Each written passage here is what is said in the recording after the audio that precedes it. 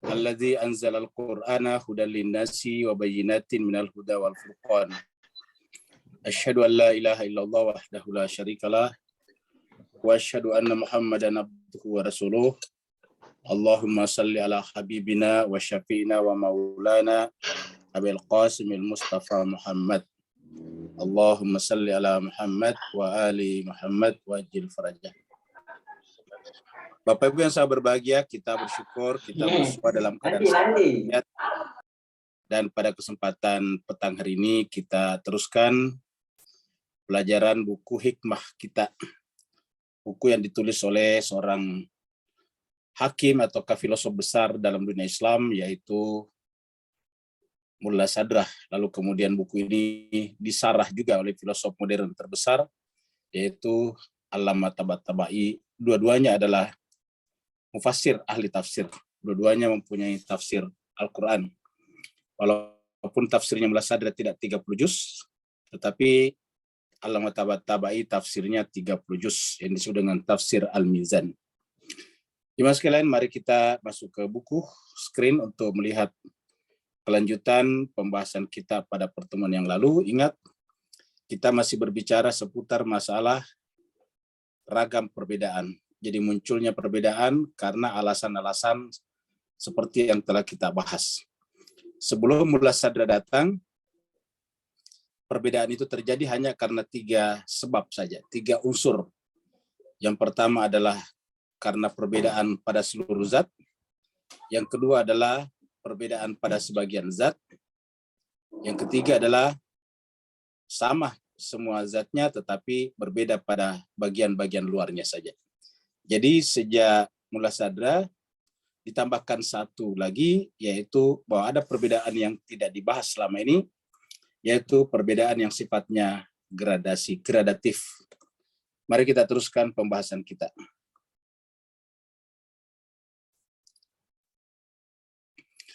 Terakhir kemarin kita sampai di halaman ini, tanggal 11 Desember 2021.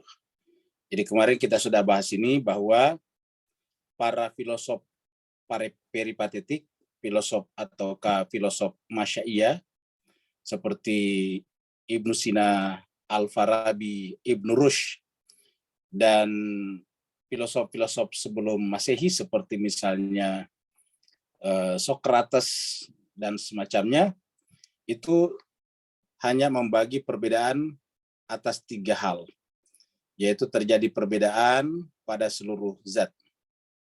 Yang kedua, terjadi perbedaan pada sebagian zat. Ketiga, terjadi perbedaan pada bagian-bagian luar, sifat-sifat luar. Zatnya persis sama, tetapi bagian luarnya berbeda. Kita sudah terangkan ini sebelumnya, perbedaan pada keseluruhan zat, perbedaan pada sebagian zat, dan pada sifat-sifat luarnya. Mullah Sadrah datang menambahkan satu jenis lagi, yaitu perbedaan karena terjadi gradasi. Seperti Bapak Ibu lihat ini, warna ini semakin ke bawah semakin tua coklatnya. Ini coklat tua ke atas semakin muda, ini namanya gradasi. Jadi perbedaan ini namanya perbedaan gradasi. Karena tetap sama, beda kalau misalnya mangga hari ini hijau, besok berubah menjadi agak kuning, besoknya lagi berubah menjadi merah. Nah, berarti kan berbeda waktunya. Jadi itu masuk kategori perbedaan pada sifat-sifat luarnya, bukan pada gradasi. Kalau gradasi di waktu yang sama seperti ini, kita lihat ada gradasi seperti ini. Nah, jemaah sekalian, jadi kita teruskan lagi. Jadi berdasarkan 3 jenis perbedaan itu ini, yang kita kasih tanda kemarin, mereka yaitu para filosof atau para hakim peripatetik, para ahli filsafat Masya'iyah. Jadi peripatetik bahasa Yunani, kalau bahasa Arabnya Masya'iyah, dari kata masya yamshi, berjalan. Masya'iyah itu adalah filosof yang berjalan-jalan. Karena dimulai dengan pada zamannya Socrates, dan mengajar itu mengajarkan filsafat kepada anak-anak muda sambil berjalan-jalan. Karena tidak punya gedung, tidak punya tempat tertentu. Jadi kalau mengajar, ya sambil berjalan, berdiskusi. Jadi makanya disebut dengan filsafat jalan-jalan. Kalau bahasa Yunaninya peripatetik, bahasa Arabnya adalah masyaiyah. Kalau kita terjemahkan ke dalam bahasa Melayu bisa juga, yaitu filsafat jalan-jalan. Jadi mereka katakan, mereka di sini adalah para filosof masyaiyah, peripatetik itu, mengatakan perbedaan di antara hakikat-hakikat yang beragam tidak bisa disebabkan oleh perkara di luar dari zat mereka. Sebagaimana pada jenis ketiga perbedaan di atas. Jadi mereka menganggap ada problem pada unsur yang ketiga, bagian ketiga, yaitu perbedaan pada luar zatnya saja.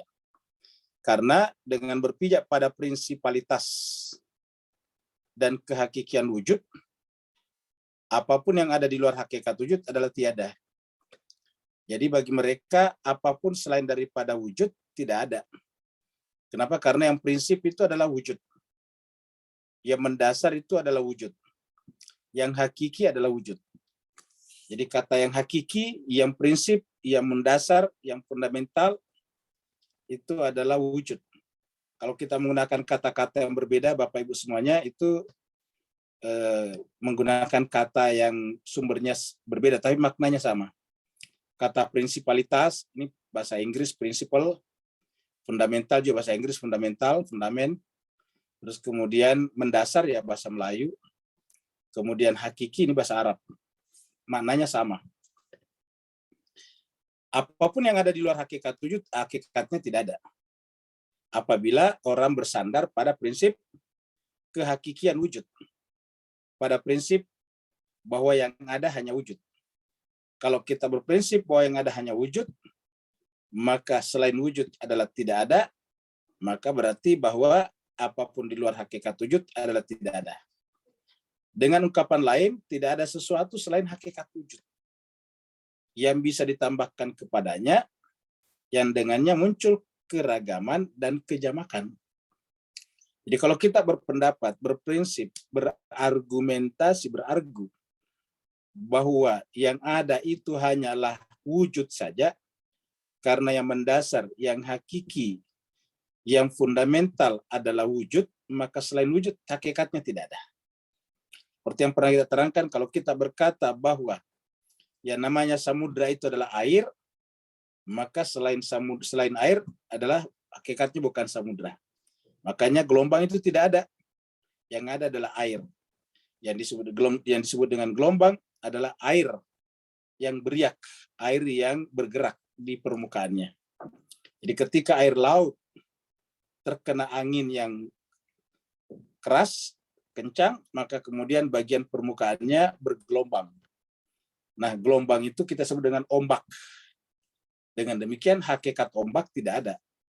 Yang ada adalah air laut atau kelautan.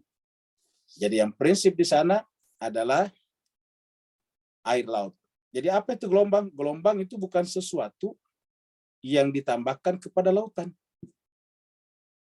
Jadi kita ulangi, yang namanya gelombang itu bukan sesuatu yang ditambahkan kepada lautan, karena bukan tambahan. Ya. Jadi bukan tambahan itu, bukan sesuatu yang dari luar dimasukkan ke sana menjadi gelombang. Seperti misalnya kalau kita misalnya makan, itu sesuatu dari luar ditambahkan kepada diri kita.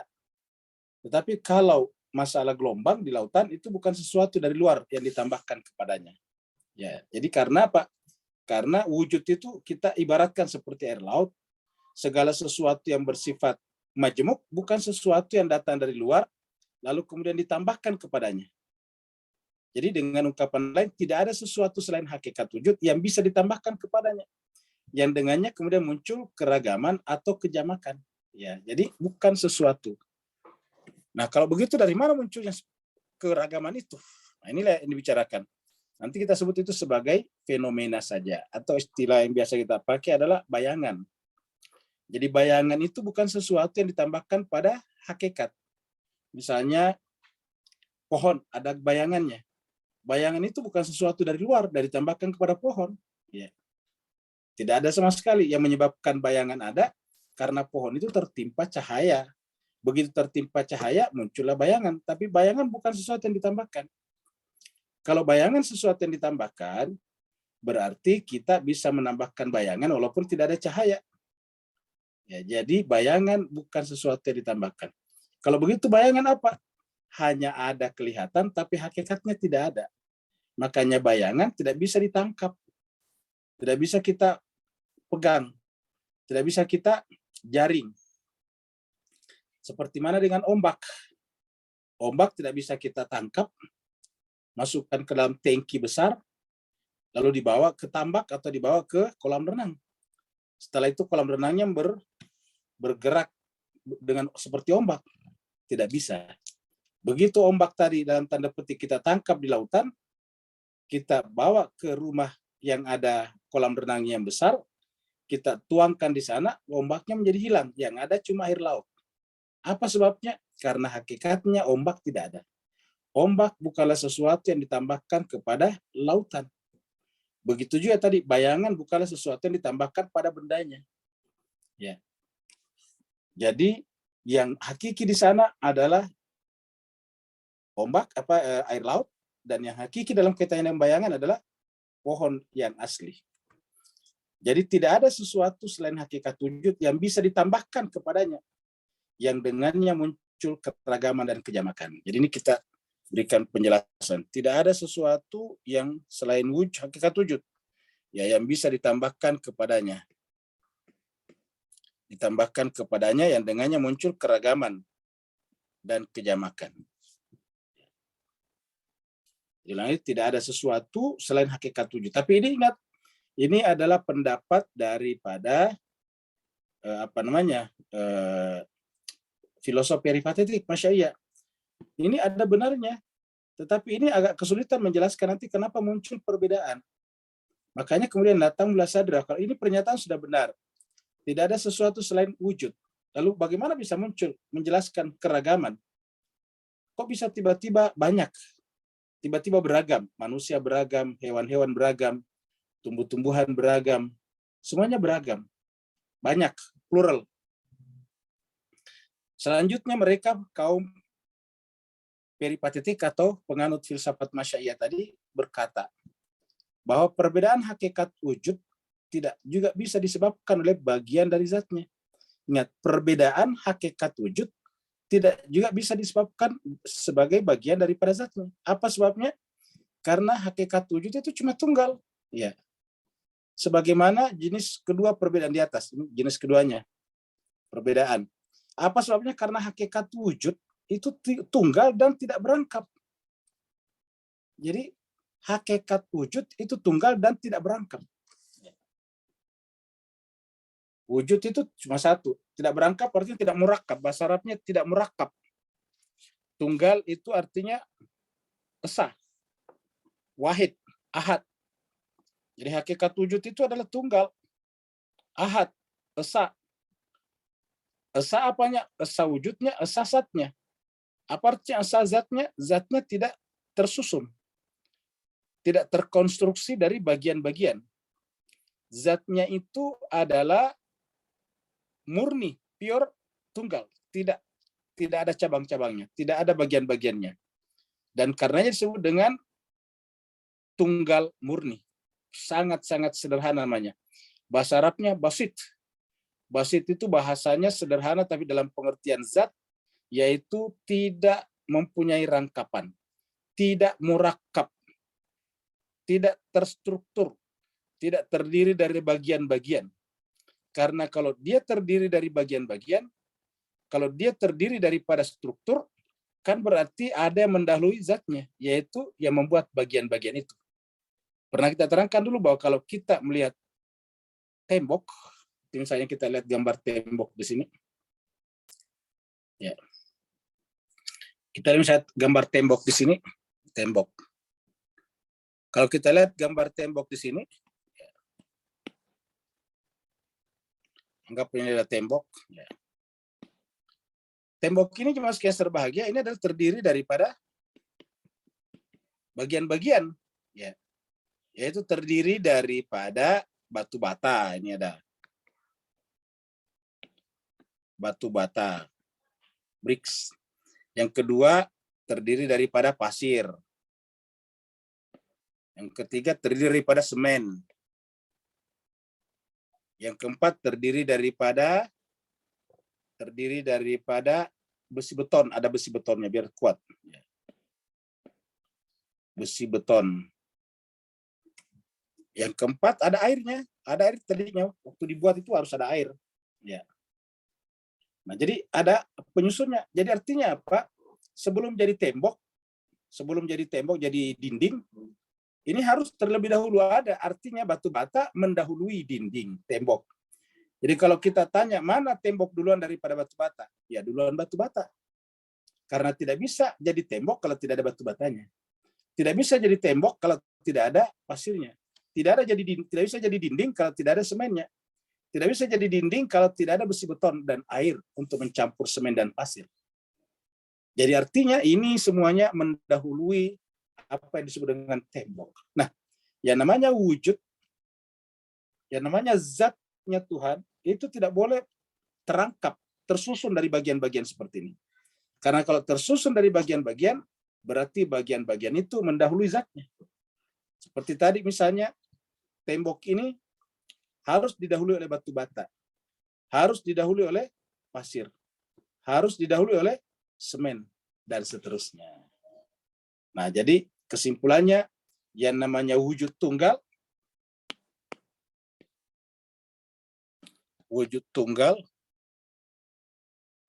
adalah tidak berangkap. Jadi, tidak berangkap. Ya, tidak berangkap, tidak tersusun. Ya. Ini kalau bahasa lainnya tidak tersusun dari bagian-bagian. Jadi tidak berangkap, tidak tersusun dari bagian-bagian. Ya, namanya wujud tunggal. Orang Arab menyebutnya dengan kata basit. Ya. Basit. Ya, orang Arab menyebutnya sebagai basit. Sebagai basit. Basit. Ya. Atau orang Inggris menyebutnya simple. Simple. Jadi very simple. Simple sekali, tidak ada susunannya. Ya. Orang Melayu menyebutnya sederhana. Ya. Sederhana. Nah, jadi jemaat sekalian berbahagia, itulah zat yang tunggal. Ini. Wujud tunggal. Tidak boleh berangkap atau tidak boleh tersusun dari bagian-bagian. Karena kalau tersusun dari bagian-bagian, maka kemudian didahului oleh penyusunnya. Tidak berangkap, syaratnya tidak murakab, yaitu nama lainnya basit, simple, sederhana. Nah, jadi jemaah sekalian, kata mereka, karena hakikat wujud itu tunggal dan tidak berangkap, maka hakikat wujud tidak memiliki dua bagian. Bahkan, apalagi banyak bagian, dua bagian saya tidak boleh, apalagi banyak bagian. Jadi tidak boleh ada istilah bagian umum dan bagian khusus. Sementara jenis kedua perbedaan tersebut di atas ini, jenis kedua perbedaan tadi ini, perbedaan pada sebagian zatnya. Sementara jenis kedua perbedaan tersebut di atas meniscayakan keberangkapan dan keberadaan bagian-bagian zat. Artinya kalau kita terima ini berkaitan dengan wujud, berarti kan terjadi zat itu tersusun. Kenapa? Ada perbedaan, jadi perbedaan pada sebagian zat. Jadi artinya kalau ini kita terapkan pada Tuhan, pada wujud tunggal, ini jelas tidak berlaku. Apa sebabnya? Karena perbedaan pada sebagian zat ini hanya berlaku pada wilayah benda-benda materi. Perbedaan pada sebagian zatnya. Misalnya kita punya dua mangga. Satu mangga jenis A, satunya lagi mangga jenis B. Kan banyak jenis mangga tuh. Durian misalnya. Ada durian Sumatera, ada durian montong misalnya Thailand. Nah, kalau ada sama-sama durian, tetapi kan terjadi perbedaan pada sebagian zatnya.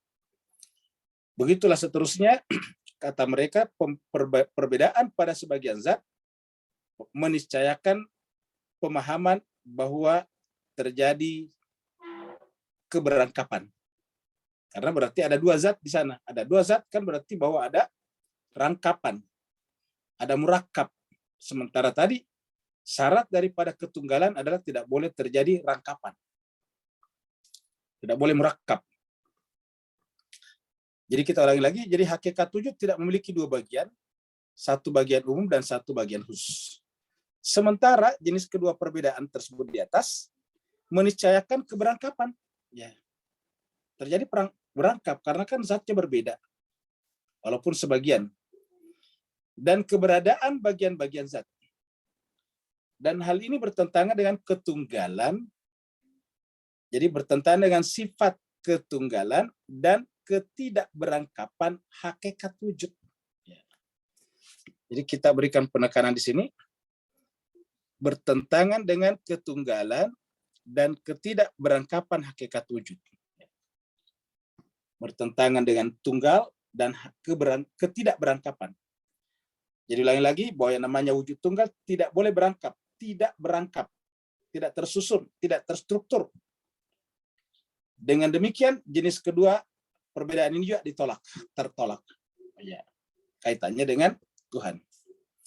Maka dari itu menurut mereka hanya ada satu kemungkinan logis yang tersisa, yaitu perbedaan wujud-wujud dan realitas eksternal yang bersifat sepenuhnya, total, dan keseluruhan zatnya sebagaimana pada jenis pertama perbedaan di atas. Jadi terjadi seperti ini. Ya. Perbedaan pada keseluruhan zatnya, yaitu bahwa wujud benar-benar berbeda dengan bagian-bagian luarnya. Jadi terjadi perbedaan. Jadi menurut mereka hanya ada satu kemungkinan logis, kemungkinan yang masuk akal, yang bisa kita anut, yang bisa kita simpulkan, yaitu bahwa perbedaan wujud-wujud dan realitas eksternal yang bersifat sepenuhnya, total, dan keseluruhan zatnya, sebagaimana pada jenis pertama perbedaan di atas. Nah sekarang, jadi kita lihat bahwa mereka menolak. Ya, kita ulangi lagi dulu. Di kaum peripatetik menolak ini, yang ketiga. Ya. Ini mereka juga menolak ini. Ya. Yang mereka terima cuma satu, yaitu ini. Ya. Perbedaan pada keseluruhan zat, tetapi zat yang dimaksud di sini adalah bukan pada wujudnya. Jadi bahwa yang namanya bayangan itu punya zatnya tersendiri, punya sifatnya tersendiri, yang tidak sama sekali tergantung, tidak sama sekali menjadi bagian daripada zat, daripada hakikat. Jadi zat itu Bapak Ibu sekalian adalah pembentuk. Ya, pembentuk kita katakan tadi yang namanya wujud tunggal itu satu, wujudnya tunggal dan zatnya tunggal. Jadi ingat, wujudnya tunggal dan zatnya tunggal. Ya, ingat jemaah sekalian, karena zatnya Tuhan itu tunggal, tidak berangkap, kan berarti mangga ada zatnya juga, batu ada zatnya juga, materi kan ada zatnya. Jadi ini zatnya itu adalah sesuatu yang membentuk sesuatu itu. Apa yang menyebabkan kita menyebut batu itu batu? Nah itu zatnya. Apa yang menyebabkan misalnya udara kita sebut udara, itu adalah zatnya. Apa yang menyebabkan api kita sebut api, itu zatnya, bukan bagian-bagian luarnya. Nah, itu namanya zatnya. Nah, jemaah sekalian, Tuhan juga punya zatnya. Ada wujudnya, eksistensinya, dan ada juga zatnya. Ya, ada wujudnya dan ada zatnya, eksistensinya. Nah, cuma Nabi mengatakan, tafakkaru fi khalqillah wala tafakkaru fi zatillah. Tafakkaru fi khalqillah wala tafakkaru fi zatillah, kata Nabi. Berfikirlah tentang makhluk Tuhan, fi khalqillah, ciptaan Tuhan. Wala tafakkaru fi zatillah, jangan pernah berpikir tentang zatnya. Kenapa? Karena pasti tidak akan sanggup. Apa sebabnya? Yang mampu dipikirkan oleh akal itu yang zatnya berangkap. Jadi ketika sesuatu yang zatnya tidak berangkap, akal tidak mampu. Ya, kenapa kita bisa pikirkan benda-benda materi? Karena zatnya berangkap. Seperti tadi misalnya tembok. Zatnya tembok itu terdiri daripada semen, batu bata, dan pasir. Nah, maka kita bisa mikirkan, kita bisa berpikir tentang tembok. Ya. Begitu juga misalnya dengan api. Kita berbicara tentang api, kita pikirkan tentang panasnya dan pembakarannya. Jadi ada pembakarannya di sana, ada proses pembakaran secara kimiawi. Air misalnya, Air itu terdiri daripada hidrogen dan oksigen. Itu berangkap. Nah, sedangkan zatnya Tuhan itu tidak mungkin berangkap. Karena tidak berangkap, tidak mungkin bisa dipikirkan. Karena tidak mungkin bisa dipikirkan, Tuhan mengatakan percuma memikirkannya. Bagaimanapun Anda memikirkannya, tidak akan pernah bisa. Maka kalau mau berpikir tentang Tuhan, berpikirlah tentang haknya. Maksudnya kalau berpikir tentang zatnya, tidak usah. Bukan berarti dilarang mutlak, tetapi tidak ada gunanya. Karena tidak akan pernah sampai ke sana. Jadi hanya akal mengatakan bahwa zatnya Tuhan tunggal. Tapi bagaimana zat yang tunggal itu tidak mampu kita membayangkannya. Nah, pada saat akal berhenti bekerja, maka pada saat itu zauq, jiwa bekerja. Ya. Kalau kemudian kerja akal itu adalah sifatnya tafhim, mencoba memahami, maka kemudian kerja zauq atau kerja hati nantinya, fuad, jiwa adalah kerja zauq, merasakan. Syahadah namanya. Jadi syahadah. Syahadah itu artinya merasakan sesuatu yang sesuatu itu tidak berpisah dengan sesuatu yang merasakan. Ulangi lagi, sesuatu yang tidak berpisah dengan sesuatu. Contohnya, Bapak Ibu merasa lapar. Antara Bapak Ibu dengan laparnya kan tidak terpisah. Rasa lapar itu pada diri kita, yang merasakannya juga diri kita. Jadi tidak terpisah antara kita yang merasakan dan lapar itu sendiri. Kan lapar dan diri kita kan beda. Nah, ketika muncul lapar itu tidak terpisah dengan diri kita. Karena tidak terpisah, maka pengetahuan kita tentang lapar itu bersifat syahadah namanya. Ya. Ini sama dengan Al-Quran mengatakan, manusia itu benar-benar la syahid, menyaksikan. Coba kita lihat di sini kata-kata syahid. Ya. Kita lihat dulu ayatnya di sini. Ya, mana tadi ayat ini? Ya. Kita lihat surat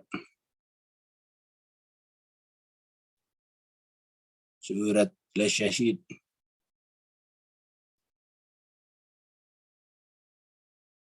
Al-Qari'atu mal-Qari' al-Adiyat. Ini al-Adiyat. Allah berfirman, bismillahirrahmanirrahim, wal adiyati dabahan, fal muriyati qadaha, fal mughirati subha, fa atharna bihi naqa, fa wasatna bihi jam'a. Nah, baru kita masuk. Innal insana li rabbi. Jadi kita mulai dari ayat 6. Innal insana, sungguhnya manusia itu li, kepada Rabbi Tuhannya, lakanut. Ya, cenderung melupakannya, ingkar, lupa diri. Sungguh manusia itu terhadap Tuhannya lakanut, pelit. Pelit dalam pengertian pelit menyiapkan waktu untuk merenungkannya. Bukan pelit masalah uang. Pelit menyiapkan waktu untuk merenungkannya. Pelit untuk melakukan tafakkur. Merenungkan di mana keberadaan Tuhan pada dirinya. Innal insana li rabbihi lakanut. Sayangnya manusia itu terhadap Tuhannya lakanut, benar-benar ingkar, benar-benar pelit. Lakanut itu tidak mau menyiapkan waktu untuk merenungkan. Padahal wa innahu ala dzalika lasyahid. Padahal harusnya sungguhnya dia manusia itu ala dzalika, terhadap kehadiran Tuhan pada dirinya harusnya lasyahid. Saksi, ada, kita bisa merasakannya. Karena dia ada pada diri kita. Wa innahu ala dzalika lasyahid. Kita harusnya bisa menjadi saksi. Kenapa? Tuhan ada di sana, dalam tanda petik. Ya. Karena Tuhan mengatakan bahwa fitrah manusia diciptakan dengan fitrah Tuhan. Fitrah Allah allati fatara nas 'alaiha. Tuhan juga mengatakan bahwa Tuhan itu ada di antara manusia dan jiwanya. Wa'lamu annallaha yahulu bainal mar'i wa qalbi. Tuhan juga mengatakan bahwa Tuhan itu lebih dekat kepada kita daripada jarak antara dua urat leher kita. Kita punya leher, ada dua uratnya di sana. Nah, Tuhan itu lebih dekat daripada itu. Tuhan juga mengatakan, di mana saja kalian berada, Tuhan bersama kalian. Nah, jadi harusnya itu bisa dirasakan, la syahid. Kita bisa bersyahadah dengan Tuhan. Bukan bersyahadat, syahadat menyaksikan Tuhan. Innahu ala dzalika lasyahid.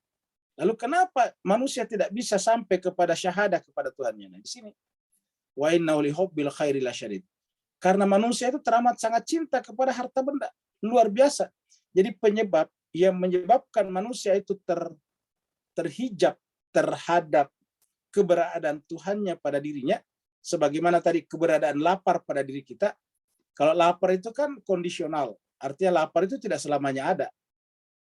Kalau kita tidak makan 10 jam baru terasa lapar, atau 6 jam baru terasa lapar. Tapi kalau Tuhan tidak kondisional, selalu ada di sana. Ya, tidak kondisional, Tuhan ada di sana. Kalau kita misalnya kenyang kan kondisional. Nanti kita habis makan banyak baru berasa kenyang. Kantuk kita saksikan oleh diri kita. Karena kantuk itu adalah diri kita sendiri. Tetapi kantuk itu atau mengantuk itu kondisional. Nah, bagaimana dengan kalau Tuhan? Tuhan itu tidak kondisional. Tidak bersyarat kehadirannya pada diri kita. Lapar bersyarat, kenyang bersyarat, mengantuk bersyarat. Tetapi Tuhan hadir bersama kita tidak pernah bersyarat. Maka apa yang menyebabkan manusia tidak merasakan Tuhan? Tidaklah syadid. Ya. Sederhana jemaat sekalian berbahagia, karena dia sangat cinta kepada dunia. Ini yang menjadi hijab. Ya. Sehingga kemudian dia menjadi saksi pada dirinya bahwa dirinya itu adalah terhijab dari Tuhan. Sebagaimana harusnya dia tahu menjadi saksi kalau dia itu bersama dengan Tuhan. La syadid, innahu lihubbil khairi la syadid. Afala ya'lamu, apakah manusia tidak tahu? Jadi afala ya'lamu, apakah manusia tidak tahu? Idza bu'sira ma fil qubur, ketika pada saatnya nanti bu'sira dibangkitkan. Ma fil qubur, orang-orang yang ada di dalam kuburan. Kata-kata bu'sira ma fil qubur ini juga bisa bermakna hati-hati yang tadinya mati bisa dihidupkan kembali. Idza bu'sira ma fil qubur wa hussila ma fis sudur, lalu kemudian diwujudkanlah, dinampakkanlah apa yang ada di dalam dada. Jadi artinya bahwa kita nanti di akhirat hakikat kita bukan seperti sekarang kita berkulit coklat. Ya, kita sekarang adalah masuk ras Mongolit atau ras Melayu. Ada yang masuk ras Tionghoa, Cina misalnya, tidak seperti itu. Tapi yang menentukan nanti kita di akhirat adalah ma fis sudur, apa yang ada dalam dada kita, yaitu pengetahuan kita, kesadaran kita. Itu yang menentukan nanti kita di akhirat. Wa hussilah ma fis sudur, maka ditampakkanlah, menjadi wujudlah, ya, mengambil bentuklah semua hakikat apa yang ada dalam dada kita. Kalau hakikat yang ada dalam dada kita adalah kebencian, muncullah wujud-wujud yang penuh dengan amarah. Kalau yang ada dalam diri kita adalah cinta dan kasih sayang, muncullah wujud-wujud yang penuh dengan kebahagiaan dan kegembiraan. Kalau yang ada dalam diri kita adalah pengetahuan, muncullah dalam bentuk cahaya. Wa husillah ma fis sudur. Inna rabbahum bihim yauma idzil lakhabir. Tuhan pasti akan menyampaikan, memberitakan itu semuanya. Nah, jadi jemaah sekalian, kita kembali lagi. Jadi yang dimaksud tadi di situ adalah bahwa wujud itu adalah bersifat sederhana dan karenanya tidak mungkin terangkap, tidak mungkin tersusun. Ya. Kata mereka tidak ada sesuatu selain hakikat wujud yang bisa ditambahkan kepadanya dengannya muncul keragaman dan kejamakan. Ya. Begitu juga kata mereka kalau terjadi perbedaan di tingkat zat, di tingkat wujud kan berarti bertentangan dengan prinsip bahwa yang asli adalah wujud. Bertentangan dengan ketunggalan dan ketidakberangkapan hakikat wujud. Dengan demikian jenis yang kedua ini pun juga tertolak. Ya, jadi ini. Nah sekarang kita masuk ke sanggahan dan argumentasi filosofi peripatetik. Sanggahan atas argumentasi. Jadi Mullah Sadra mencoba memberikan solusi terhadap keberatan-keberatan yang diajukan oleh para filosof, para hakim masyaiyah tersebut. Ya katakan begini, argumentasi para filosof, argumentasi para hakim. Jadi kalau saya katakan hakim di sini maksudnya para ahli hikmah. Jadi dalam bahasa Arab itu Pak sekalian, hakim itu dua macam. Ada hakim dalam pengertian pengadilan, ada hakim dalam pengertian dalam pengertian ahli filsafat hikmah. Cuma dalam bahasa Arab itu hakim dalam pengertian pengadilan lebih sering digunakan kata qadi. Kata qadi, qadi itu artinya hakim. Jadi argumentasi para filosof tidak bisa dikatakan sempurna jika hanya ada 3 jenis perbedaan. Jadi artinya agak kesulitan memang kalau kita hanya berhenti pada 3 jenis perbedaan tersebut. Ya. Jadi tidak akan sempurna jika hanya 3 jenis perbedaan tersebut. Sementara telah ditegaskan bahwa ada 4 jenis perbedaan. Jadi agak kesulitan menjelaskan fenomena perbedaan apabila hanya berhenti pada 3 jenis perbedaan tersebut. Jenis keempat perbedaan ini yang ditambahkan oleh Mullah Sadra yaitu gradasi. Jadi para filosof itu hanya dengan 3 jenis perbedaan tadi ini sampai di sini.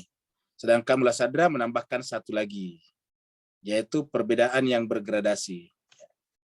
Ini yang disebut dengan jenis yang keempat dan kita sudah tulis juga di atas. Ulangi lagi, jadi ada 4 perbedaan yang sudah dipakai oleh sejak zamannya Sokrates sampai pada zamannya Ibnu Sina, dan Ibnu Rushd adalah 3 perbedaan saja seperti sini. Hanya sempurna pada 3 perbedaan, yaitu yang pertama perbedaan pada seluruh zatnya, kedua perbedaan pada sebagian zatnya, yang ketiga perbedaan hanya pada bagian luar daripada zatnya. Nah, data Mullah Sadra menambahkan ada 1 jenis perbedaan, yaitu perbedaan yang bergradasi. Sebagaimana yang telah dipaparkan, kita sudah bahas perbedaan bergradasi. Seperti cahaya, warna itu bergradasi. Perbedaan efek dan pengaruh yang muncul dari masing-masing realitas. Jadi perbedaan efek dan pengaruh efek itu adalah akibat pengaruh yang muncul dari masing-masing realitas bukan merupakan alasan kuat bahwa realitas itu berbeda sepenuhnya secara esensial dan zat. Jadi perbedaan efek dan pengaruh yang muncul dari masing-masing realitas tidak boleh menjadi alasan bahwa realitas itu berbeda sepenuhnya secara esensial dan zat. Jadi ada yang sama, jadi perbedaan bagian-bagian pengaruhnya. Contohnya misalnya perbedaan efek antara batu dan kapas, kan beda tuh. Kalau kapas kan ringan, batu berat, itu kan efeknya beda, pengaruhnya beda. Ya, atau kalau kita bayangkan misalnya api misalnya dengan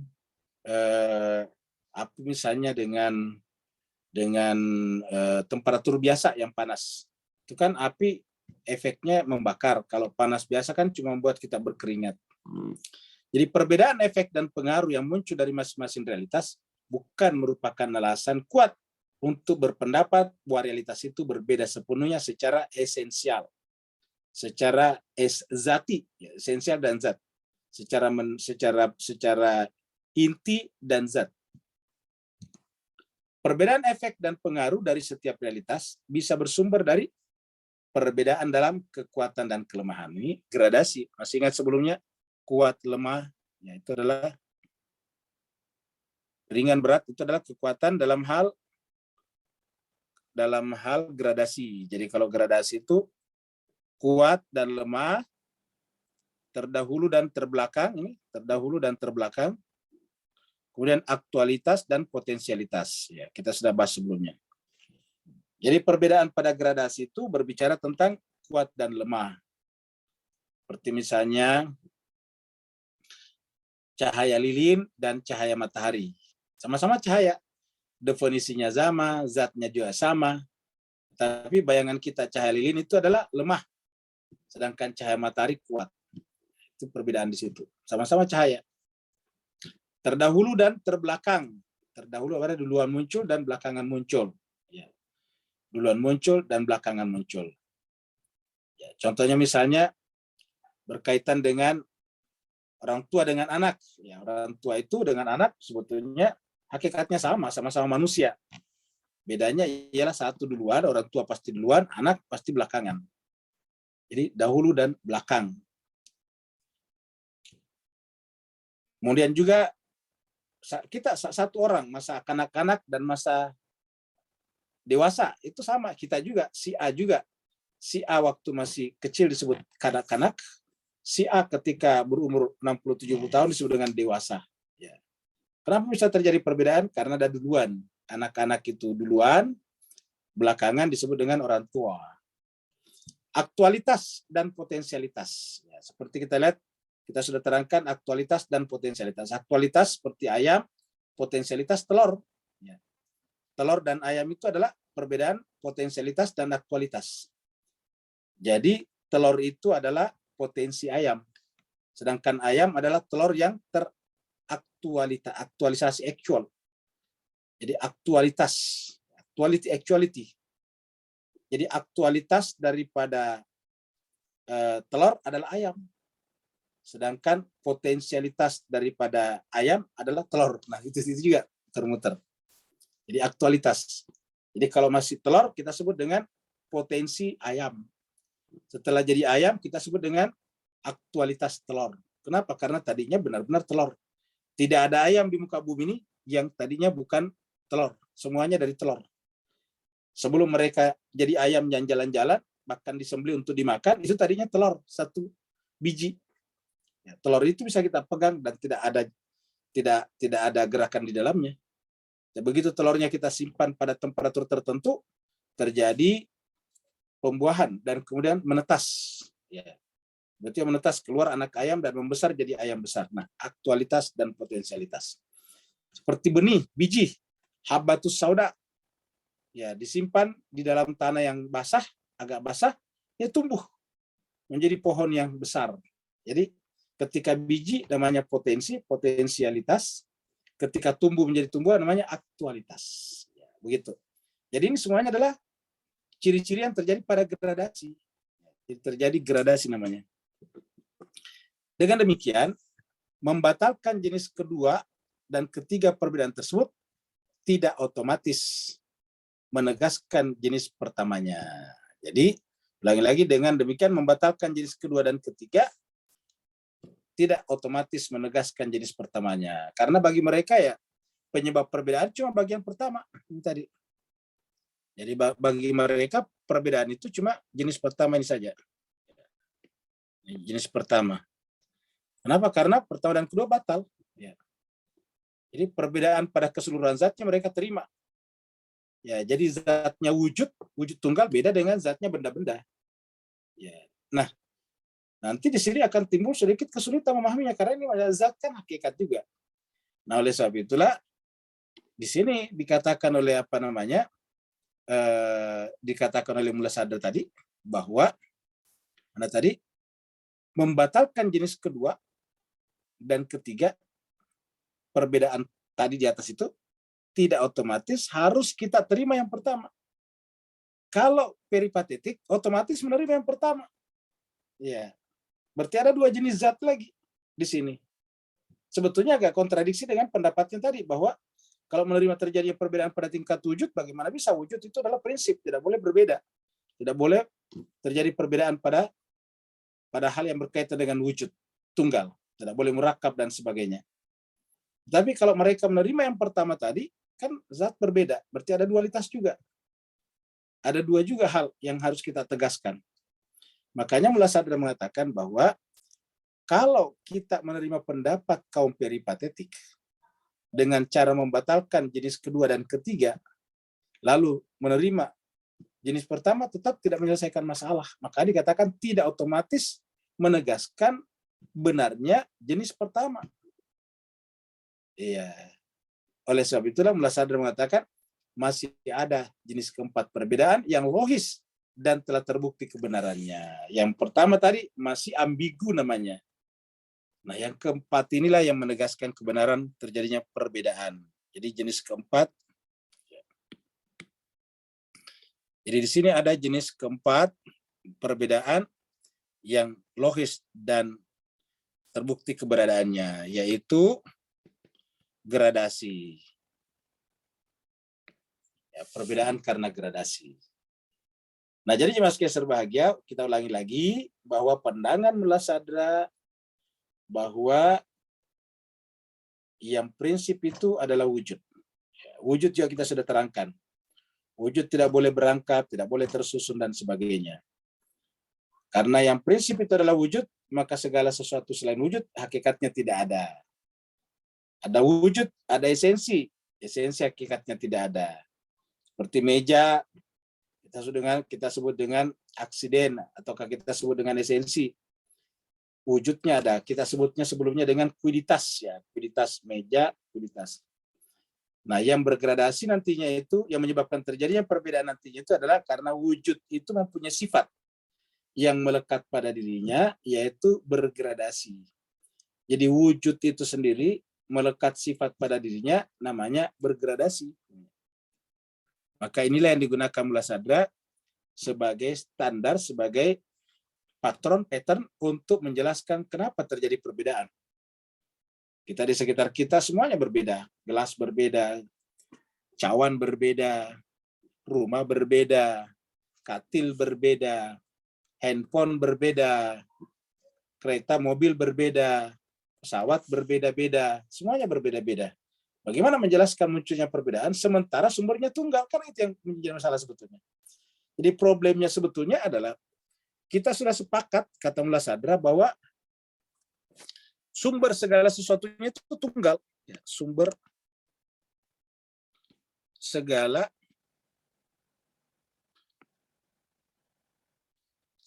sesuatunya,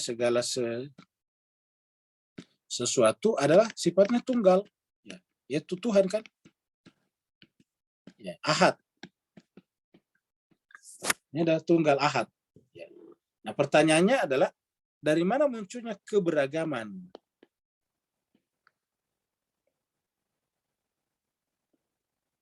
Atau pluralitas? Dari mana munculnya ini? Ya. Tanda tanyaan adalah ini, dari mana munculnya ini? Ya. Keberagaman dan pluralitas ini dari mana munculnya? Ya. Kan tadinya dari sini. Ya. Tadinya dari tunggal, kok tiba-tiba seperti ini? Ya. Dari mana? Pertanyaan, dari mana muncul keberagaman? Sedangkan sumber segala sesuatunya tunggal. Satu. Ini sudah menjadi pengetahuan akal. Dimanapun di dunia orang menggunakan akalnya pasti mengatakan semua dari tunggal. Kita ambil contoh tadi misalnya, apa yang ada di sekitar kita bermula dari biji yang satu lalu menjadilah banyak. Biji mangga satu ditanam menjadilah buah mangga yang banyak.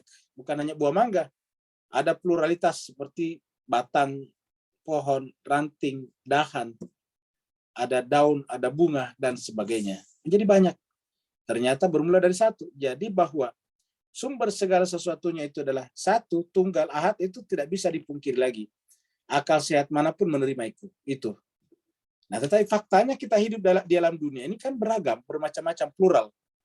Nah, timbul pertanyaan, kalau awal segala sesuatunya adalah tunggal, lalu sekarang sampai pada suatu dunia yang disebut dengan beragam dan plural, bagaimana munculnya keberagaman dan pluralitas dari yang tunggal? Nah, itu yang menjadi tanda tanya. Bagaimana kok bisa yang tunggal bisa terjadi keberagaman? Ya. Keberagaman kan artinya berbeda satu dengan yang lain. Tadi sudah disampaikan ada 3 jenis perbedaan. Kata Mula Sadra, untuk menjelaskan ini harus tambah satu lagi. Ya, harus tambah satu lagi, yaitu yang keempat. Namanya perbedaan karena gradasi. Ya. Maka kita tahu jemaah sekalian, satu, Mula Sadra berbicara tentang wujud. Yang kedua, berbicara tentang apa yang disebut dengan prinsipalitas wujud. Yang prinsip itu adalah wujud. 2. Yang ketiga, jadi yang prinsip itu adalah wujud dan wujud itu tunggal. Pertanyaannya bagaimana bisa terjadi keberagaman? Ini yang ketiga. Mula Sadra menjawabnya dengan gradasi. Ya, jadi terjadi perbedaan karena sifat yang melekat pada wujud adalah bergradasi. Gradasi inilah yang melahirkan pluralitas. Jadi setiap bentuk grade, setiap gradasi, itu caranya dia menampakkan dirinya. Setiap wilayah, setiap tahap gradasi disebut dengan mazhar, lokus, tempat wujud yang tunggal itu menampakkan dirinya melalui sifat yang melekat pada dirinya disebut dengan bergradasi. Nah, jadi Mas Keser bagi itu kesimpulan yang pertama, yang dari itu pembahasan kita. Nah, sekarang kita masuk pada pembahasan baru di sini. Ya. Wal haqqu annahu haqiqatun wahidatun musyakkikah. Ya, artinya mari kita langsung ke, karena ini banyak. Yang benar ialah al-haqiqah, yang benar maksudnya yang hak al-haqiqah, Bahasanya adalah al-haqqu, yang hak, yang hakiki, yang benar. Ialah bahwa wujud merupakan hakikat tunggal. Yang bergradasi ini tadi yang kita simpulkan. Ya. Jadi kata Mullah Sadra, yang benar adalah kita harus tambahkan jenis perbedaan yang keempat, selain daripada perbedaan pada seluruh zatnya, perbedaan pada pada sebagian zatnya, dan perbedaan pada permukaannya, harus ditambahkan satu, yaitu ada perbedaan yang sifatnya bergradasi. Dan inilah yang digunakan sebagai penjelas atas pluralitas yang kita lakoni dalam kehidupan dunia ini. Jadi yang benar, wujud merupakan hakikat tunggal yang bergradasi. Andai kata wujud bukan merupakan hakikat yang tunggal, jadi ulangi, andai kata wujud bukan merupakan hakikat tunggal, maka niscaya hakikat-hakikat atau entitas-entitas di alam eksternal akan menjadi sepenuhnya berbeda. Jadi ulangi lagi, andai kata wujud bukan merupakan hakikat tunggal, jadi andai kata wujud bukan merupakan hakikat tunggal, maka niscaya hakikat-hakikat akan menjadi sepenuhnya berbeda. Jadi artinya hakikat banyak, hakiki, fundamentalitas, prinsipalitas banyak. Jadi kalau kita menganggap bahwa wujud itu tidak merupakan hakikat tunggal, tidak tunggal murni, ya tentu banyak hakikat. Kalau banyak hakikat, mustahil. Ya. Karena berarti banyak sumber, sama dengan kita mengatakan banyak Tuhan. Dan artinya bahwa tidak berlaku kata mutlak padanya. Karena bagaimana sesuatu disebut mutlak ketika dia berdua. Bapak Ibu sekalian, kita sampaikan sedikit secara akal ya, logika. Kalau misalnya ada sesuatu yang kita anggap berkuasa mutlak, ini A, berkuasa mutlak. A ini berkuasa mutlak. Artinya mutlak tidak ada batasnya. Mutlak itu artinya tidak ada batasnya. No ending, no limit, tidak ada limitnya, namanya mutlak. Begitu ada batasannya kan berarti tidak unlimited, tidak no ending lagi. Nah, maka ketika kita memunculkan ada B di sini, dan B ini mutlak, nah muncul ke kontradiksi. Ini mutlak, nonsen. Irasional, impossible. Maaf, ini bukan B ya, A kita sebut dengan B tadi. B. Ini ada A mutlak juga, ini B mutlak juga. Maka kata mutlak di sini menjadi tidak berlaku. Jadi tidak berlaku. Kenapa? Bagaimana bisa disebut mutlak ketika dihentikan oleh kemutlakan A? Kan kalau dia mengatakan mutlak, ini ada juga mutlak di sini. Berarti ini pasti dihentikan, ini pasti dihambat, pasti dibatasi oleh A. Kemutlakan B dibatasi oleh kemutlakan A. Ketika kemutlakan dibatasi, ya bukan mutlak namanya. Ya begitu. Jadi kalau ada yang kita sebut mutlak B, tetapi dibatasi oleh mutlaknya A, kata mutlak menjadi salah. Kita coret. Ya. Jadi kesimpulannya, kalau ada dua yang hakiki, tidak mungkin dua-duanya mutlak. Yang satu membatasi yang lain. Yang lain ini membatasi juga yang satu tadi. Jadi ini saling membatasi, saling menolak namanya. Ini pasti akan saling menolak. Maka yang masuk akal adalah bahwa hanya satu yang mutlak, yaitu wujud tunggal. Mari kita masuk lagi ke sini. Jadi wujud merupakan hakikat tunggal. Lalu bagaimana bisa banyak? Ya karena dia bergradasi. Andai kata wujud bukan merupakan hakikat yang tunggal, maka niscaya hakikat-hakikat atau entity di alam luar, alam panca indera akan menjadi sepenuhnya berbeda. Berbeda dalam hukumnya, tidak berbeda dalam pokoknya berbeda. Misalnya pohon-pohon kita tanamkan hukumnya sama, siram tumbuh. Tapi kalau benar-benar berbeda pasti beda hukumnya. Yang satu mungkin ada tumbuh dengan air, yang satunya ada tumbuh dengan dibakar, kan begitu kalau berbeda. Ya. Jadi tidak mungkin terjadi. Konsekuensinya konsep wujud yang merupakan konsep tunggal, ingat sebelumnya wujud kita bicara tentang univokal. Bagi Bapak yang baru bergabung, ada dua pembahasan tentang sebuah kata, yaitu univokal atau ekivokal. Kalau ekivokal digunakan tetapi berbeda maknanya. Kalau univokal dimanapun digunakan maknanya sama. Kalau ekivokal digunakan di berbagai kalimat, setiap kalimatnya beda, maknanya biasa berbeda. Seperti yang pernah kita angkat di sini, kata-kata misalnya bisa. Ya, kata-kata bisa itu kalau digunakan pada ular, beda maknanya dengan kata bisa pergi. Ya. Bisa ular dan bisa pergi. Bisa ular artinya racun, bisa pergi boleh. Ya. Sama-sama tulisannya bisa. Nah itu berarti namanya ekivokal. Sedangkan kalau namanya univokal, wujud itu diterapkan dimanapun sama maknanya. Kenapa? Karena dia univokal. Nah ya, jadi ini tambahan saja bagi yang baru hadir. Karena di awal-awal kita berbicara tentang wujud, yang pertama kita diskusikan apakah wujud itu ekivokal atau univokal. Kata ekivokal artinya bahwa vokalnya tulisannya sama tetapi berbeda-beda maknanya. Ekivokal, vokalnya saya yang sama, tulisannya sama, tapi maknanya berbeda-beda. Tapi kalau yang namanya univokal, vokalnya sama dan juga uni, satu juga dia punya makna. Ya. Uni itu satu, menyatu. Jadi konsekuensinya konsep wujud yang merupakan konsep yang tunggal harus diabstraksi. Ya, harus diabstraksi dari individu-individu dan entitas-entitas yang sepenuhnya berbeda. Ya, jadi konsep tunggal harus diabstraksi dari individu-individu dan entitas-entitas yang sepenuhnya berbeda. Ini mustahil. Jadi kalau misalnya kita menerima adanya tadi hakikat itu tidak bersifat tunggal, maka otomatis konsekuensinya wujud yang merupakan konsep tunggal harus diabstraksi lagi. Keluarkan diabstraksi dari individu-individu dan entitas-entitas yang sepenuhnya berbeda.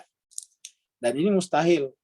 Artinya wujud yang kita terapkan pada mangga beda dengan wujud yang kita terapkan pada buah naga. Wujud yang kita terapkan pada Singapura beda dengan wujud yang kita terapkan pada Malaysia. Itu tidak mungkin. Ya, wujud yang kita terapkan pada Malaysia dan wujud yang kita terapkan pada Singapura itu sama maknanya. Singapura ada, Malaysia ada. Tidak ada beda kata ada di sana. Penjelasan kemustahilannya adalah, jadi penjelasan tentang kemustahilannya, mesti terdapat kesatuan esensial antara konsep mafhum. Konsep itu artinya mafhum. Jadi mafhum itu adalah bahasa Arab. Kalau konsep ini dari bahasa Inggris. Ya, konsep menjadi bahasa Melayu. Jadi konsep dalam kurung mafhum dengan individu. Ya, jadi penjelasan kemustahilannya adalah artinya mustahil itu terjadi karena kalau itu terjadi maka harus terdapat kesatuan esensial antara konsep yaitu mafhum dengan individu, misdak. Konsep itu Bapak sekalian yang ada di pikiran, misdak yang ada di luaran. Contohnya misalnya, ini kita balik lagi Pak Usul, biar yang baru ikut bisa paham lagi. Misalnya kita bicara tentang manusia. Kita bicara di sini manusia. Ya. Kita bicara tentang manusia. Ya. Kalau kita bicara tentang manusia, nah, apa itu manusia? Kan ini bahasanya tunggal. Kenapa? Karena yang namanya manusia itu cuma satu. Ya, konsep bersifat universal, ini mafhum. Konsep yang ada di kepala kita manusia. Ya. Dan sifatnya tunggal, karena dia sifatnya tunggal, pemahamannya bersifat universal, artinya bisa diterapkan pada semua entitas-entitas atau semua afrad, semua partikular, semua oknum yang kita sebut manusia. Kata manusia bisa diterapkan pada Pak Andi, Bu Dokter, Pak Burhan, Ayahanda dari Singapura, Bu Dokter Indira misalnya, atau yang lain-lain, bisa kita terapkan. Lalu apa bedanya antara manusia dengan Pak Andi misalnya? Ini Pak Andi.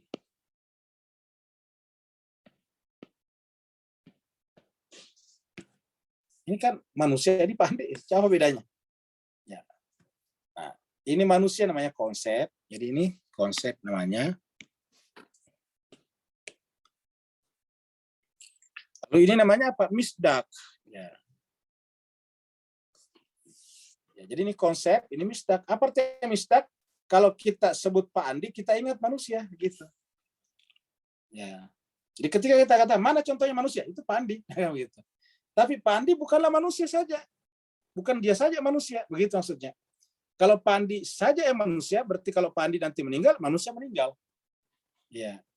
Buktinya siapapun di antara kita mati, manusia tetap ada. Ya. Siapapun di antara kita mati, manusia tetap ada. Ya. Kalau begitu apa bedanya antara manusia dengan Pak Andi? Nah, manusia adalah konsep mafhum, sedangkan Pak Andi adalah misdak. Apa nama misdak? Pengantar yang menyebabkan kita terasosiasikan pikirannya dengan manusia begitu melihat Pak Andi. Maka kalau ada orang yang dijahati, diperlakukan jahat, tidak adil, kita sebut itu kejahatan terhadap manusia. Kenapa? Karena diperlakukan jahat itu kan jenis manusia, afrad, ya, bagian daripada manusia. Jadi artinya Pak Andi, Pak Burhan, dan siapapun juga 5-8 miliar penduduk bumi sekarang adalah manusia. Gitu. Tapi manusia bukanlah mereka. Kenapa? Karena kalau mereka semuanya mati, manusia tetap ada. Kan turun-temurun ini. Jadi ulangi lagi, manusia itu konsep itu cuma di pikiran. Jadi manusia ini nggak ada di luaran, dia hanya ada di pikiran. Ya. Ini hanya ada di pikiran. Ya. Begitu kita lihat di luar namanya partikular. Partikular itu kita sebut dengan misdak, pengantar. Ya, ini pengantar memahami apa itu manusia. Ya. Jadi ini adalah konsep sifat universal, ini adalah partikular. Jadi ini adalah sifatnya universal. Ya. Universal. Sedangkan ini adalah sifatnya partikular. Part, ingat saya part, bagian. Partikular, ya dari kata bahasa Inggris part, bagian. Dari sini juga muncul kata partikel. Partikel kan partikular. Ya. Jadi universal, ini partikular. Gitu. Yang universal ini di mana tempatnya? Di pikiran. Yang partikular di mana tempatnya? Di luar, wilayah khariji. Di luar panca indera kita. Yang bisa kita lihat Pak Andi, manusia tidak pernah kita lihat. Tidak pernah ada tidak ada di antara kita yang pernah melihat manusia. Selalu kalau kita lihat, yang kita lihat Donald Trump, yang kita lihat Ali Khamenei, yang kita lihat Muhammad bin Salman, yang kita lihat Putin, yang kita lihat Xi Jinping, begitu seterusnya. Yang kita lihat misalnya Ronaldo. Ya. Jadi siapa itu yang kita sebut Ronaldo dan sebagainya, itu partikular. Misdak namanya, yang mengantarkan pikiran kita kepada manusia. Namanya misdak, mengantarkan pikiran kita kepada konsep. Jadi misdak ini menjadi pengantar pikiran kita menuju kepada konsep. Ya. Kalau kita sebut misalnya kambing, apa yang bisa kita bayangkan? Konsep hewan. Nah gitu. Begitu nyebut kambing, pasti hewan.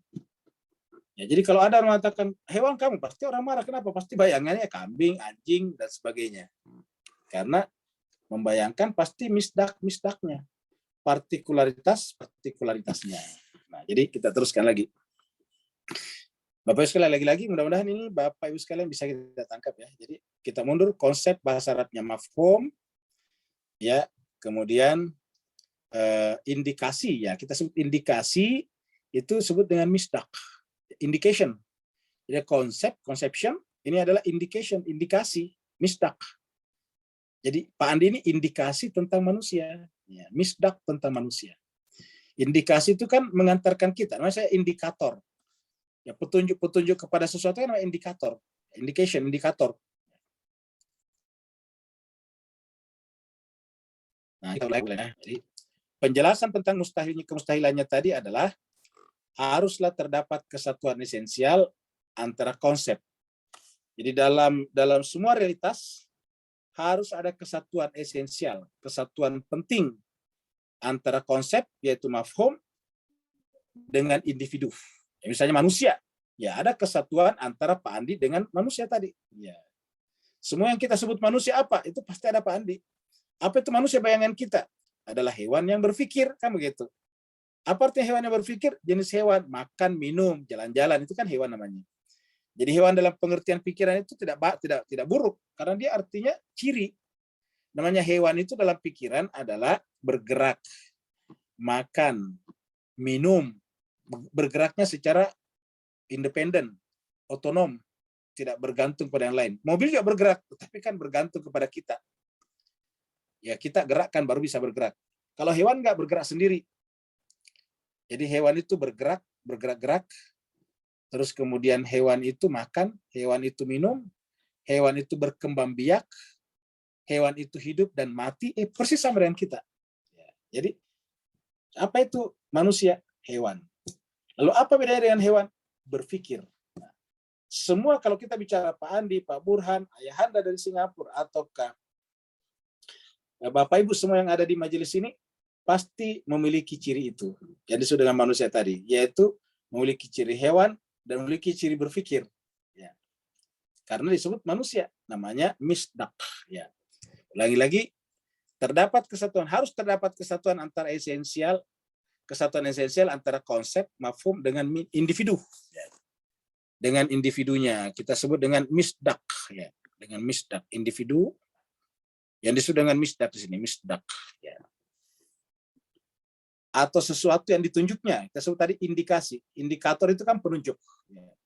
Jadi misdak ini kalau kita bahasa Melayukan, pakai kata indikasi. Indikasi dari bahasa Inggris ya. Indikasi. Jadi kita sebut individu atau indikasi. Ini adalah indikasi. Perbedaan keduanya adalah perbedaan antara mafhum dan individu. Atau mafhum dan misdak. Ya. Perbedaan antara konsep universal dan konsep partikular. Ya.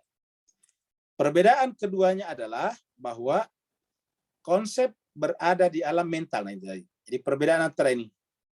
Jadi perbedaan Bapak sekalian antara ini dengan ini. Ya. Nah, perbedaannya ialah kalau konsep berada di alam mental, alam pikiran. Ya. Jadi kalau dia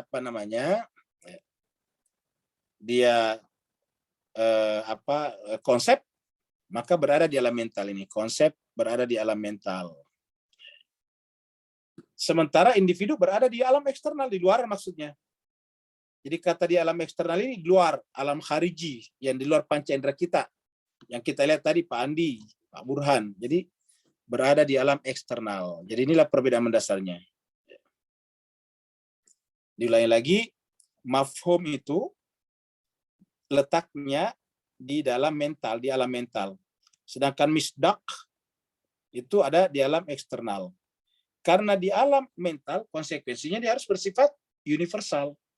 Karena semua yang ada di alam mental itu universal. Sedangkan karena dia berada di luar alam eksternal, konsekuensinya bersifat partikular. Karena semua yang ada di alam eksternal itu partikular. Di luar itu nggak ada universal. Universal itu adalah konsep di alam mental. Oleh karena itu, jika konsep yang tunggal dari aspek ketunggalan itu sendiri, karena itu jika konsep yang tunggal dari aspek ketunggalan itu sendiri, yakni ketunggalan kuah ketunggalan, atau yang bermakna univokal, tunggal-tunggal tapi menggunakan kata wujud, maka univokal, kata wujud di sana, diabstraksi dari individu, diambil. Ingat jangan sih, namanya diabstraksi itu artinya apa? Dibuat abstrak. Karena kalau masuk di alam mental ini kan abstrak. Ya. Jadi kita sebut di sini Pak Buskan biar gampang. Ya. Jadi alam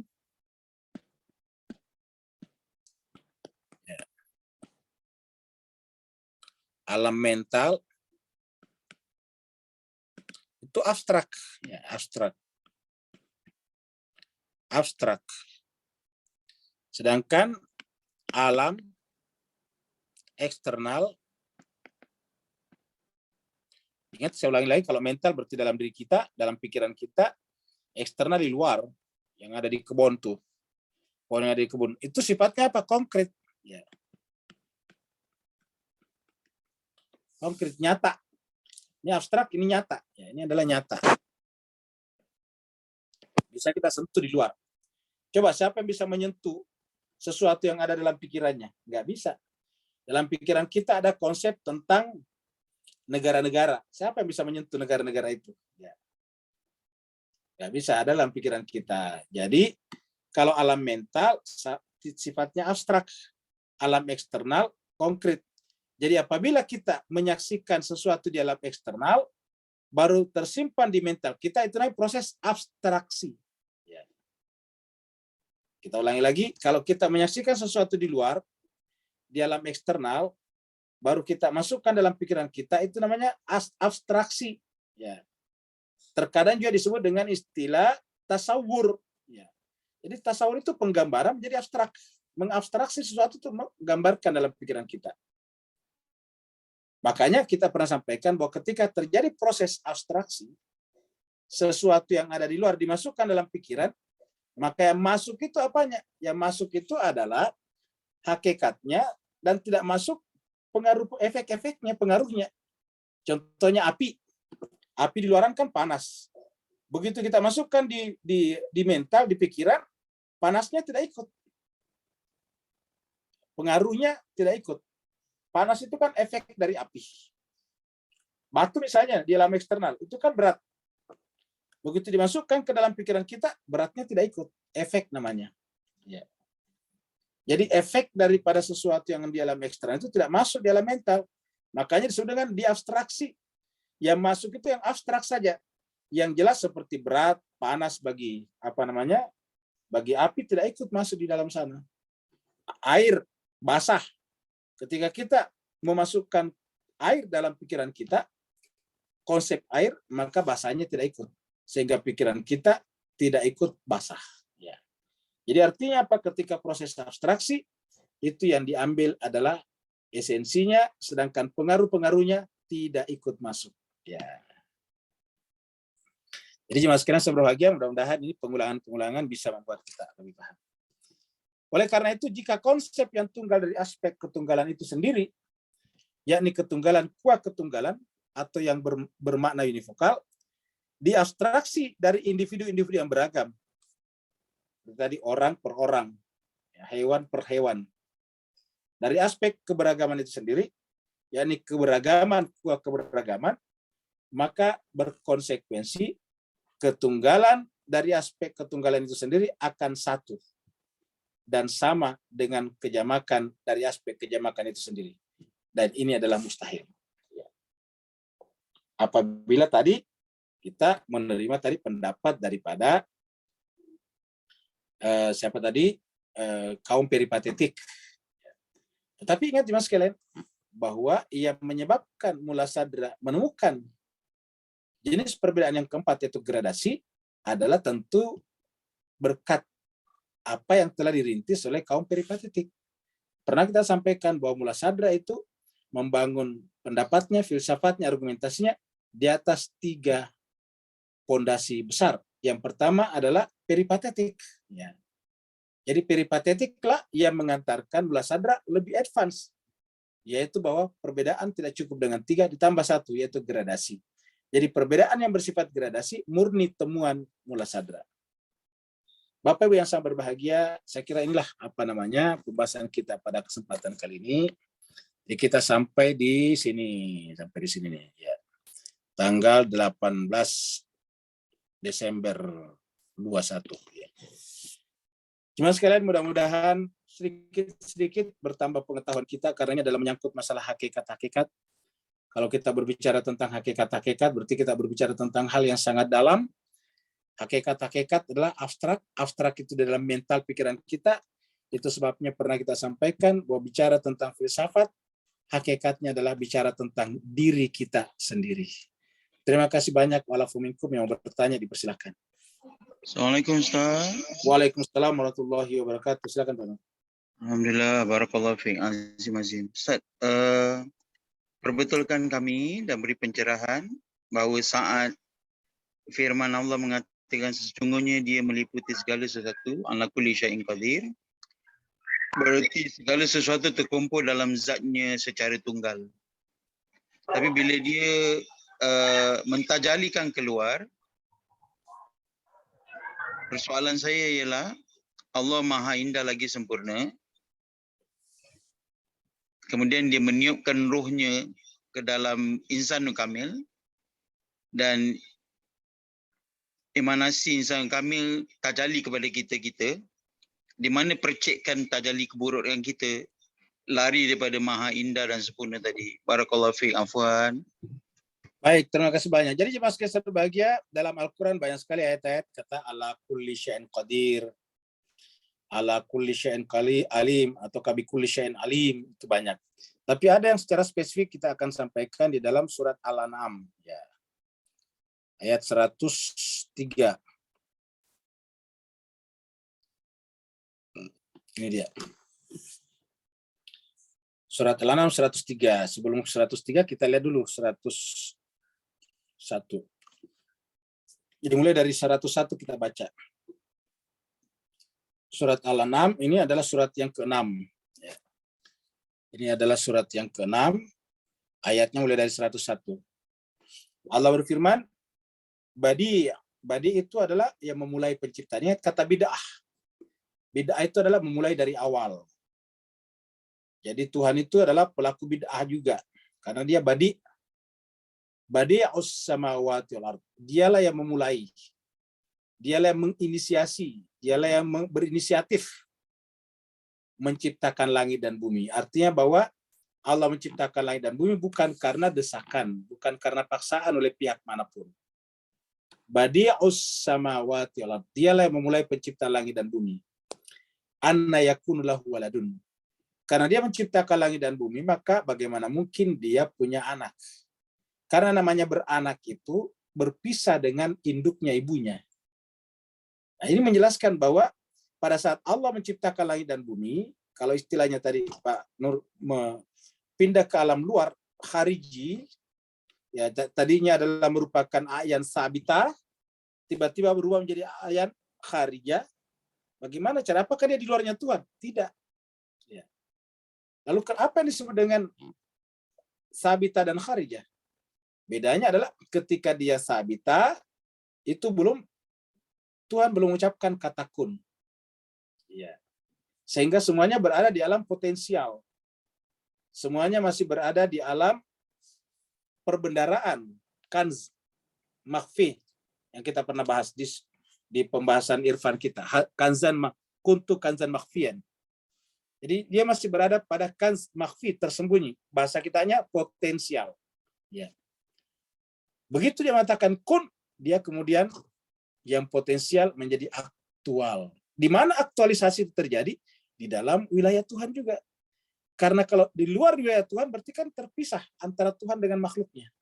Dan itu yang terjadi kalau terjadi peranakan. Kalau ibu wanita melahirkan anaknya kan berpisah. Anak itu keluar dari dirinya. Lalu kemudian sekarang ada jarak antara ibu dengan anak. Jarak waktu, jarak ruang. Maka kita sebut sekarang ada dua. Ibu dan anak. Dua manusia sekarang, ibu dan anak. Nah, kalau Tuhan juga statusnya melahirkan, berarti kan ada duality. Nah, maka Tuhan mengatakan, bagaimana mungkin dia punya anak? Ya.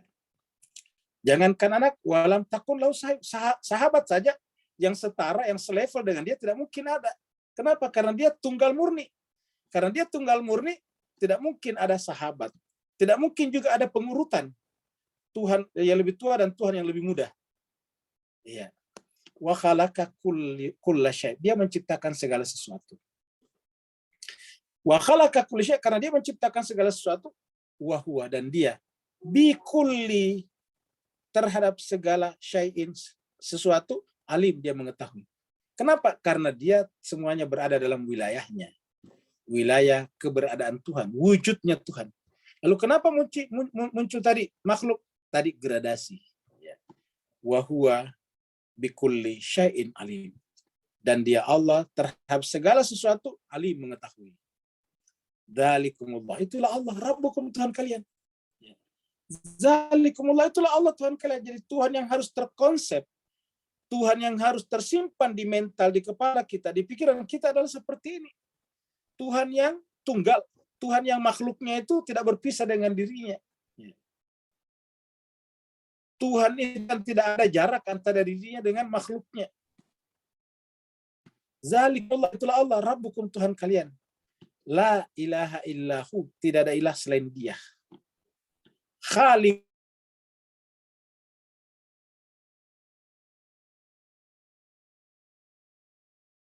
Dialah pencipta, khaliq sesuatu. Maka sembahlah Dia. Wa huwa ala kulli syai'in wakil. Kita lihat di atas tadi, wa huwa bi kulli syai'in alim. Semua ada dalam ilmunya Tuhan, karena semuanya itu aslinya ilmunya Tuhan yang menjelma menjadi khariji. Ketika menjadi ilmu Tuhan murni, namanya sabitah, ayan as-sabitah. Sekarang setelah kemudian terwujud, ya Tuhan mengetahuinya. Nah, tadi alim di sini, wa huwa ala kulli syai'in alim. Tapi di sini Allah mengatakan wa huwa ala kulli syai'in wakil. Apa artinya wakil? Tidak ada satupun yang terlepas dari dirinya. Ya.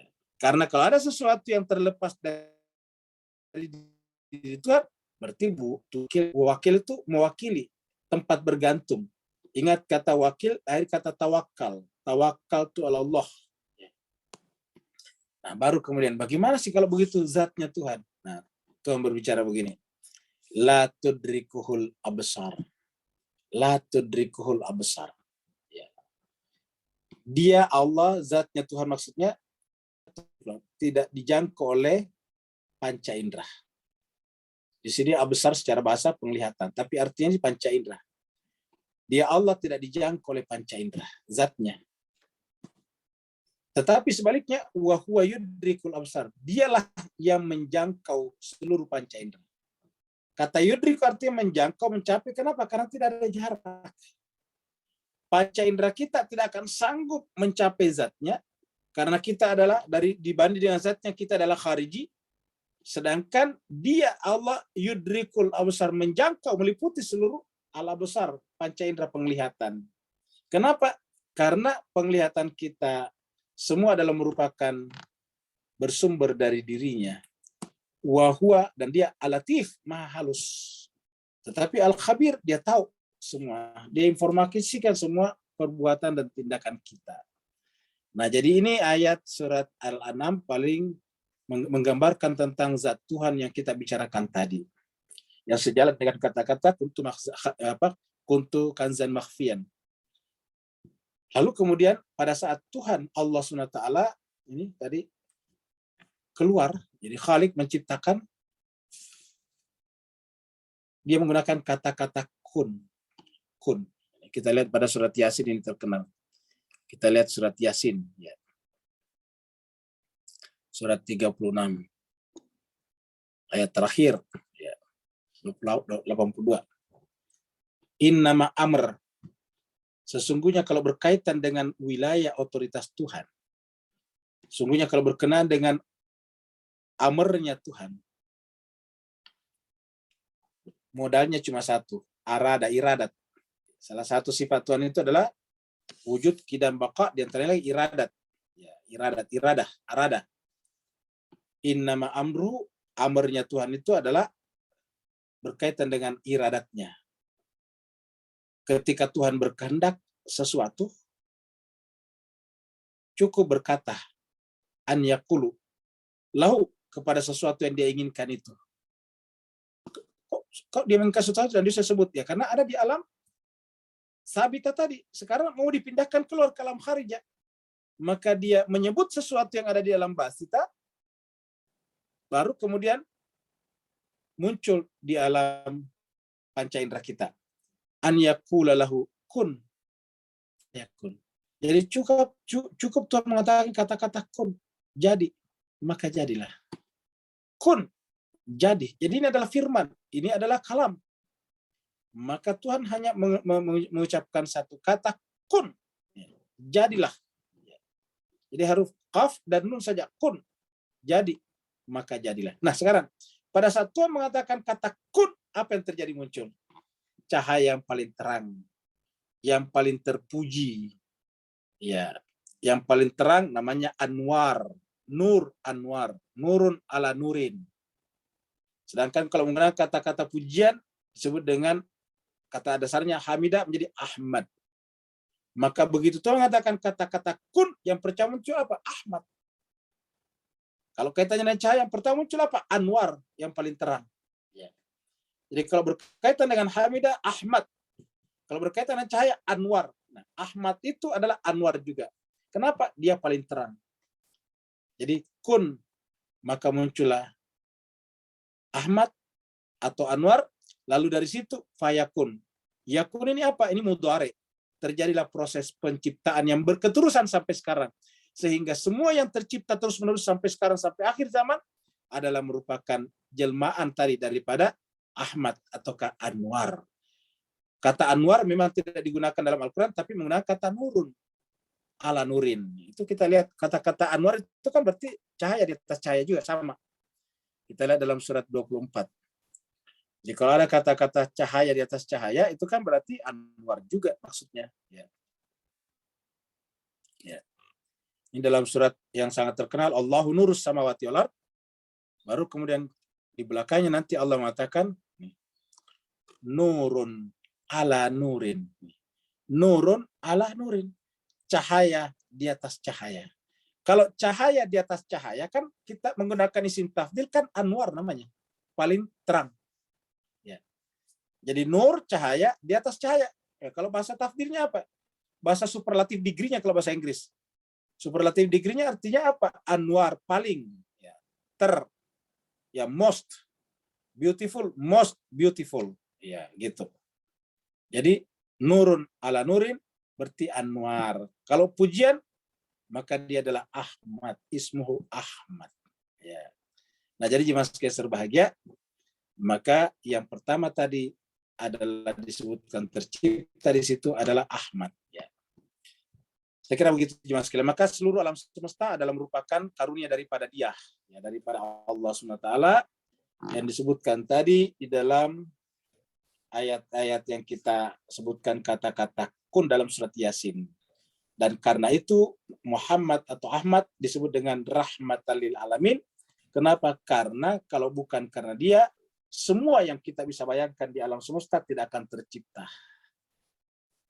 Terima kasih. Ada lagi yang lain? Ada lagi Ustadz. Ya, silakan. Dari Pak Burhan. Silakan Pak Burhan. Silakan Ustadz. Dari Pak Burhan, jadi ada pertanyaan. Pembicaraan mengenai konsep internal dan partikular eksternal. Timbul pula persoalan. Jadi benar konsep itu internal, maksudnya dalam diri kita, partikular di luar diri kita. Jadi bagus. Jadi kalau kita mengerti itu bisa menggunakan istilah apa saja. Yang penting kita ngerti konsep internal dalam diri kita, partikular eksternal karena di luar. Timbul pula persoalan, apakah surga dan neraka itu adalah sebuah konsep? Jika benar, apakah rupa eksternalnya? Nah, cuma sekali berbahagia, surga dan neraka ini adalah konsep. Ya, adalah konsep. Lalu bagaimana wujud eksternalnya? Ya, ini pertanyaannya. Wujud eksternalnya itu tidak seperti yang kita bayangkan di dalam kehidupan dunia ini. Karena kalau kita bicara tentang wujud partikular di muka bumi ini atau dalam kehidupan nyata ini, itu terikat oleh ruang dan waktu. Ya. Terikat oleh ruang dan waktu. Ketika terikat oleh ruang dan waktu, maka terjadi perubahan. Karena syarat sesuatu berada dalam ruang waktu itu adalah berubah. Kenapa disebut waktu? Karena kan berubah. Lihatlah jam tangan kita. Tadi kita ketemu jam 4, sekarang sudah hampir jam 6:30. Nah, itu kan terjadi perubahan. Jadi ciri yang mendasar daripada alam dunia ini atau ke alam materi ini adalah berubah.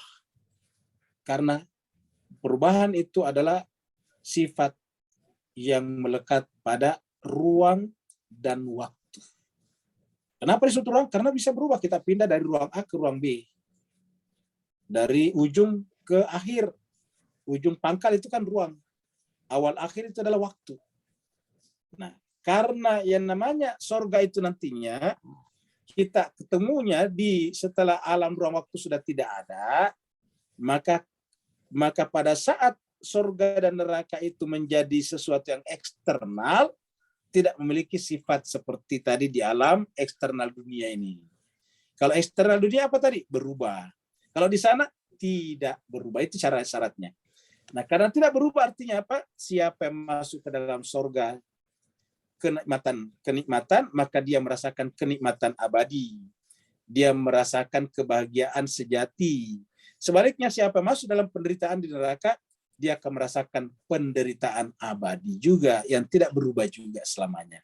Itulah sebabnya Nabi, kalau ada sahabat-sahabat di sekitarnya banyakkan bercanda, banyakkan berbicara, banyakkan tertawa, Nabi menyampaikan, wahai sahabatku, seandainya kamu tahu hakikat akhirat seperti yang aku ketahui, niscaya kalian lebih banyak menangis daripada tertawa. Terima kasih banyak. Wassalamualaikum warahmatullahi taala wabarakatuh. Waalaikumsalam Warahmatullahi wabarakatuh. Ustaz. Masya Allah. Terima kasih, Ustaz. Waalaikumsalam warahmatullahi wabarakatuh.